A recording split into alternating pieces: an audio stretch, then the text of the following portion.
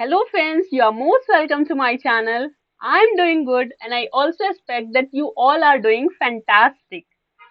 Before starting with the today's announcement, let me wish everyone who cleared their set B under my guidance and you people got such a fantastic result. मतलब, on every day I got your words, your kind words in which you have said, ma'am, because of you I cleared my set B, I cleared my spam, and because of your video I cleared this. These words are really appreciated because these are the only thing that works as a motivating factor for me to perform my 100% for you. And our recent highest marks are 86 marks in SPOM set B, which is extremely wonderful. High marks का ना अपना एक अलग ही relevance होता है, but मेरे लिए हर एक स्टूडेंट की सक्सेस इंपॉर्टेंट है because the student who got 50 marks and got succeed in their set B exams is also appreciated from my side. So for this reason, let me hands off to your hard work, your dedication, and most importantly, your faith in me, because of which you can clear. क्योंकि मैं पहली बार ये batch launch किया था and मुझे नहीं पता था क्या होगा, बस एक दिमाग में चीज थी कि that I could help someone even a single student, then मेरी सारी मेहनत सफल हो गई. बट जो जिस तरह का रिस्पॉन्स आया, जिस तरह से आपने रिस्पॉन्स किया, that extremely wonderful. I am really indebted to all of you for getting those response on my video. तो ये सारी बात तो हमने कर ली सेट बी से रिलेटेड. अब हम अपना डिस्कशन करने वाले हैं ये final paper number 3, which is advance auditing and professional ethics. So advance auditing and professional ethics ये एक ऐसा सब्जेक्ट है जिसमें मैक्सिमम लोगों का निगेटिव रिजल्ट रहा है. मतलब इस एक सब्जेक्ट की वजह से पूरा ग्रुप डूब गया है. ठीक है, तो अब जो कुछ हो गया है उसको हो जाने देते हैं. अभी क्या करना है, अभी हमें वो सारी निगेटिविटी को दूर करके अपने पॉजिटिव पॉइंट पर वर्क करना है. तो हमारे जो निगेटिव रिजल्ट होने के जो रीजन होता है, अगर हम उस रीजन पर काम कर लें तो वही हमारा रिजल्ट हमारा पॉजिटिव रिजल्ट बन जाता है. Okay, so I identified four phases as critical phases or the critical steps that are important for us to clear the audit subject. Okay, so the first phase is the learning. Learning phase is the first phase in which we learn everything.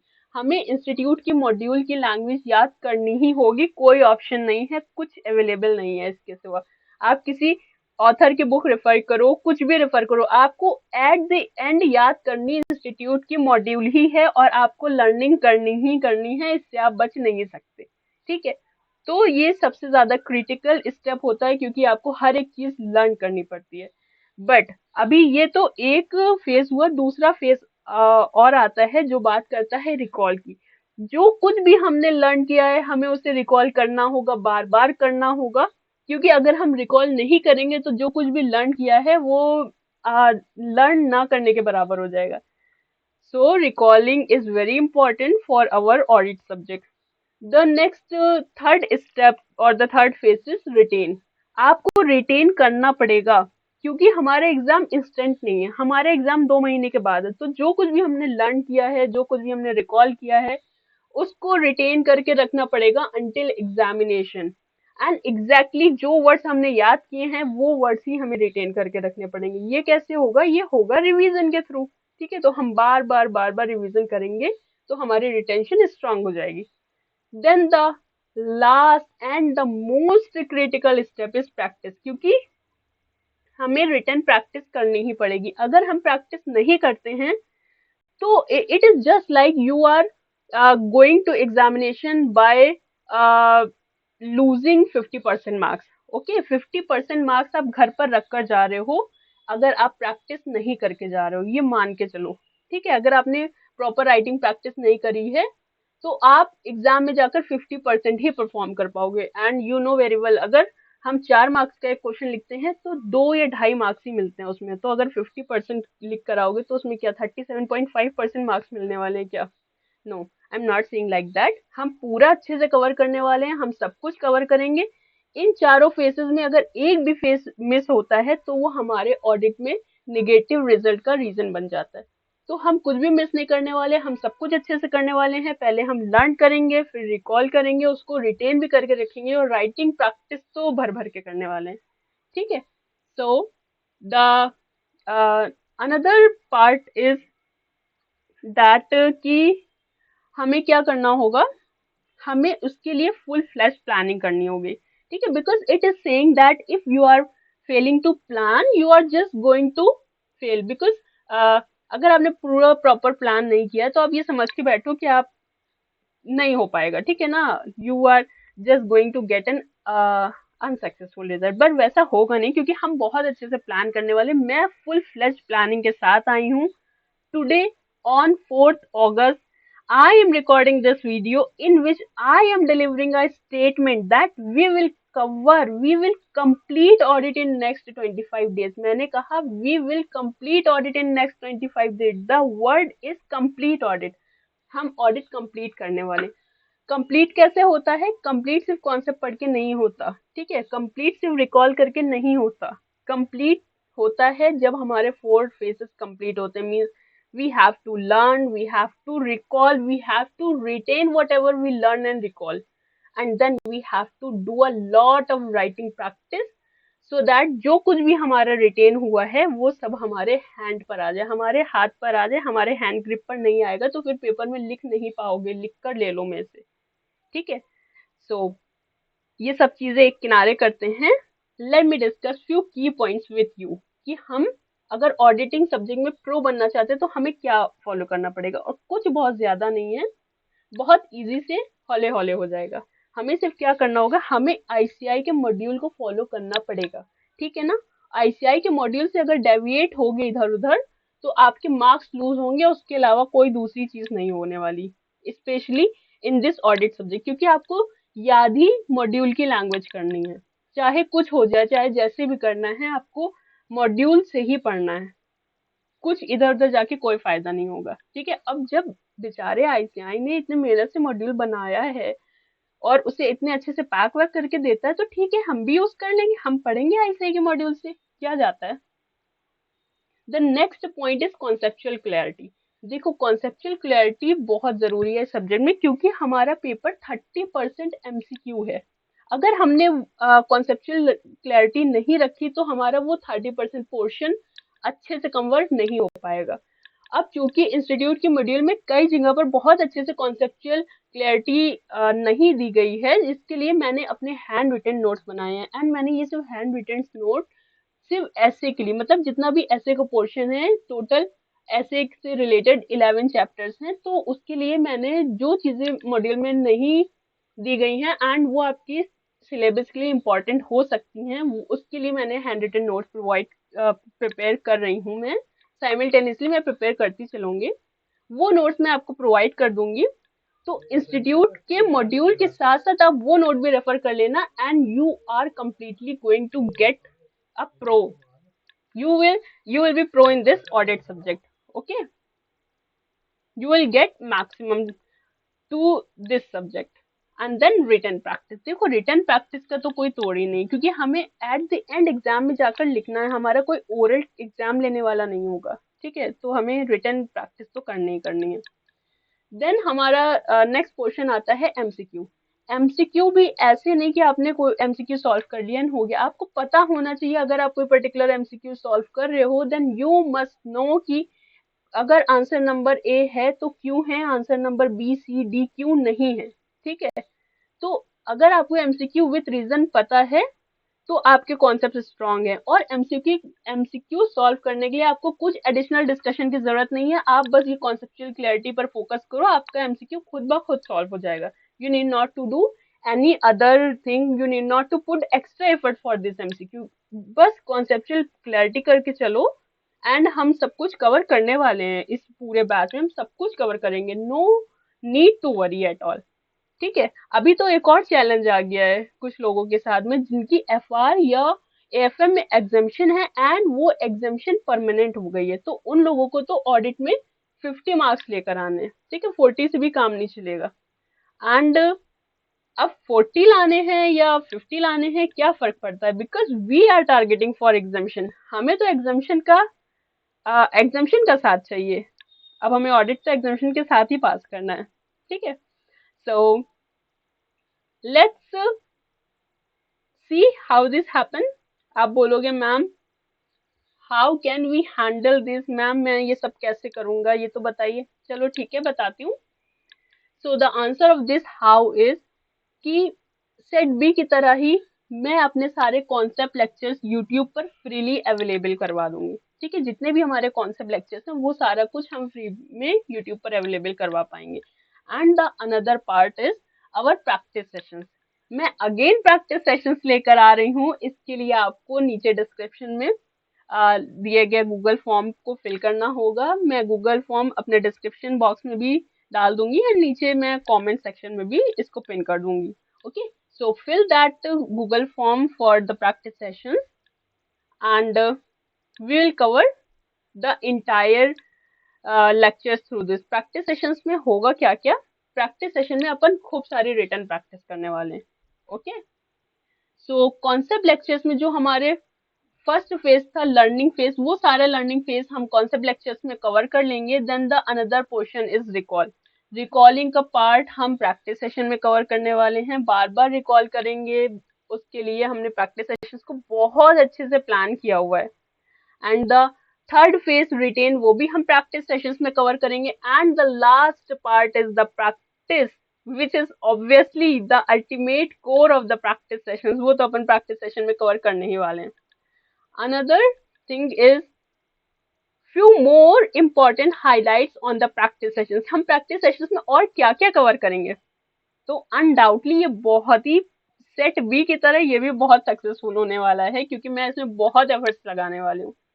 And you have to do the same for that. First of all we will cover entire ICI material, ठीक है। हर एक line, हर एक word को हम cover करने वाले हैं, एक भी वर्ड हम नहीं छोड़ेंगे। जो इंपॉर्टेंट वर्ड्स हैं वो सारे मैं आपको याद करा के ही रहूंगी, चाहे कैसे भी हो जाए। बट आपको पूरी ऑनेस्टी से वीडियो देखनी है, ठीक है, पूरी ऑनेस्टी से वीडियो देखनी है, उसको वैसे ही फॉलो करना है जैसे मैं आपको बोल रही हूँ। And the next part is practice session में हम एमसीक्यू का डिस्कशन करेंगे, ठीक है। एमसीक्यू का डिस्कशन करेंगे, कैसे करते हैं एमसीक्यू का डिस्कशन? एमसीक्यू का डिस्कशन करते हैं विथ रीजन। मतलब अगर ऑप्शन नंबर बी करेक्ट है तो क्यों है, क्या रीजन है ऑप्शन नंबर बी के करेक्ट होने का, option number A C D correct क्यों नहीं है, वो सारा कुछ अपन प्रैक्टिस सेशन में कवर करने वाले हैं। And the another thing is जितने भी केस स्टडी टाइप क्वेश्चन है वो सारे क्वेश्चन हम क्रोनोलॉजिकली प्रैक्टिस सेशन में कवर करने वाले हैं, एवरी चैप्टर के, ठीक है ना, कोई भी चैप्टर नहीं छूटेगा। Another thing is oral test. देखो प्रैक्टिस सेशन का जो फ्लो होगा वो फ्लो ऐसा होगा कि सबसे पहले तो अपन कॉन्सेप्ट लेक्चर जो हमारे यूट्यूब पर अवेलेबल रहेंगे उसमें कॉन्सेप्ट लेक्चर में हम लर्निंग करेंगे, जितना भी कॉन्सेप्ट है उसको समझ के लर्निंग करने के बाद अब हमें सब कुछ लर्न हो गया, ठीक है। प्रैक्टिस सेशन में आएंगे तो फिर हम उसको रिकॉल करेंगे, तो रिकॉलिंग करने से रिकॉल करेंगे, उसको रिटेन करेंगे एंड उसकी प्रैक्टिस करेंगे, जैसे मैंने आपको प्रीवियस स्लाइड में दिखाया था। तो ओरल टेस्ट हमारे रिकॉलिंग एंड रिटेंशन को स्ट्रॉन्ग करेगा। इसके लिए जैसे ही प्रैक्टिस सेशन शुरू होगा, जो कुछ भी हमने अपने लर्निंग कर रखी है वो सारा कुछ मैं आपका ओरल टेस्ट लूंगी, आपको ऑनेस्टली उस ओरल टेस्ट में पार्टिसिपेट करना है and then we will write it thoroughly, ठीक है। हम बहुत सारा भर भर के लिखने वाले हैं, क्योंकि राइटिंग प्रैक्टिस का तो कोई तोड़ ही नहीं है, specially in this audit paper, ठीक है। हम उसमें खूब सारा लिखने वाले हैं और मैं कह रही हूँ कि हम लिखने वाले हैं, मैं आपको अकेले नहीं लिखने दूंगी, ठीक है, मैं आपके साथ लिखूंगी सो दैट आप मेरी जिस तरह से मैं लिखूंगी आप उस तरह से अपने आंसर को प्रेजेंट कर पाए एग्जाम में and with in appropriate time आप अपना आंसर कवर कर पाए। एंड उसके अलावा जो एक इम्पॉर्टेंट एस्पेक्ट होता है कि हाथ नहीं चल रहा एंड आपकी स्पीड स्लो है, वो स्पीड भी आप मेंटेन कर पाए, इसके लिए आपके साथ साथ मैं भी लिखूंगी, ठीक है। Another point is RTP discussion. May 24 and November 24 की आरटीपी का अपन प्रैक्टिस सेशन में डिस्कशन करेंगे।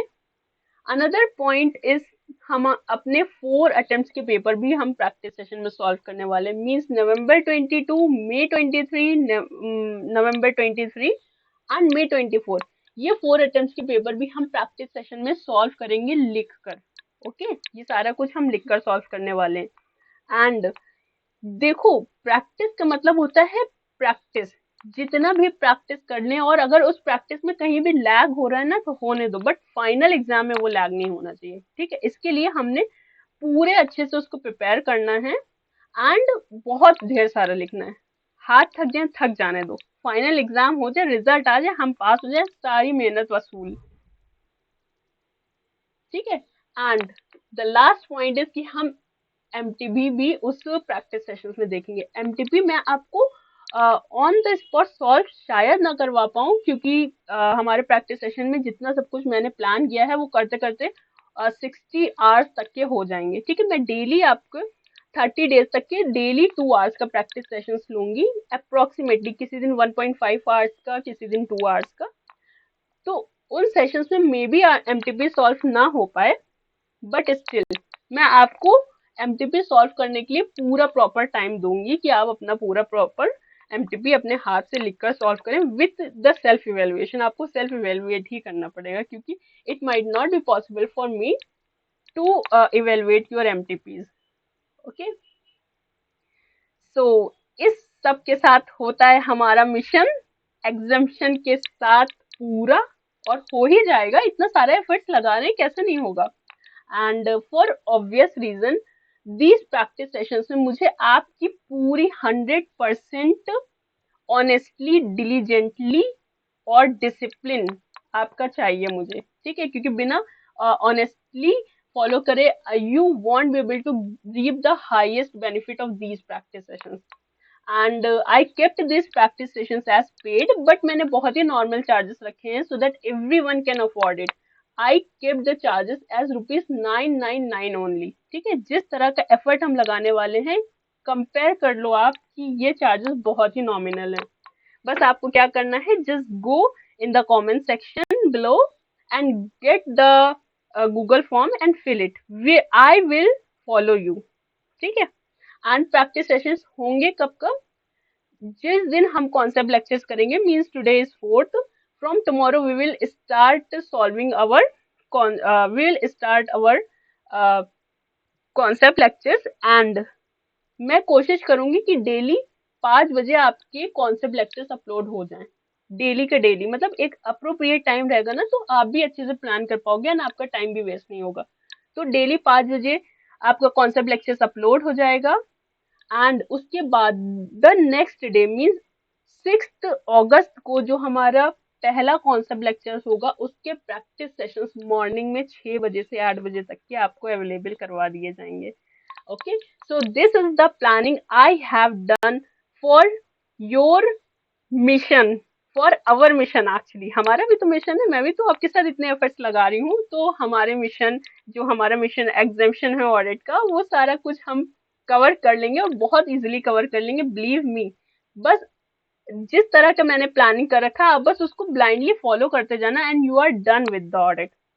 सो by this let me say thank you for the video. Thanks for being with me till now. Be happy, keep smiling, and keep shining. Thank you. Bye bye.